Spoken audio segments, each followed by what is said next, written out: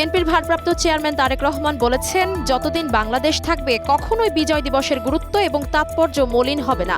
সোমবার এক অনুষ্ঠানে তিনি বলেন, বাংলাদেশ হঠাৎ করে গড়ে ওঠা কোনো ভূখণ্ড নয়, লাখো শহীদের আত্মত্যাগের বিনিময়ে এই স্বাধীনতা।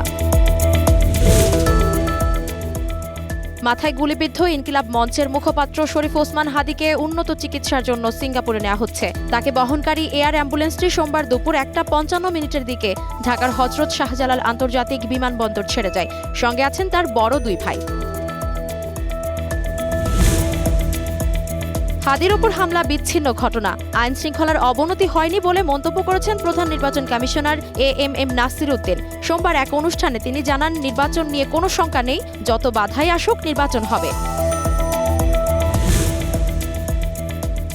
ইনকিলাব মঞ্চের মুখপাত্র শরীফ ওসমান হাদির ওপর হামলাকারীদের গ্রেপ্তারে ব্যর্থতা এবং দেশব্যাপী আইন শৃঙ্খলা পরিস্থিতির অবনতির অভিযোগে স্বরাষ্ট্র উপদেষ্টার পদত্যাগ দাবি জানিয়েছে জাতীয় ছাত্র শক্তি। রাজধানীর শাহবাগে বেলা 12:30টার দিকে ব্লকেট কর্মসূচি করে সংগঠনটির নেতাকর্মীরা। রাজধানীর উত্তরা পশ্চিম থানায় সন্ত্রাসবিরোধী আইনে করা মামলায় গ্রেপ্তার সাংবাদিক আনিস আলমগীরকে 5 দিনের রিমান্ডে পেয়েছে পুলিশ।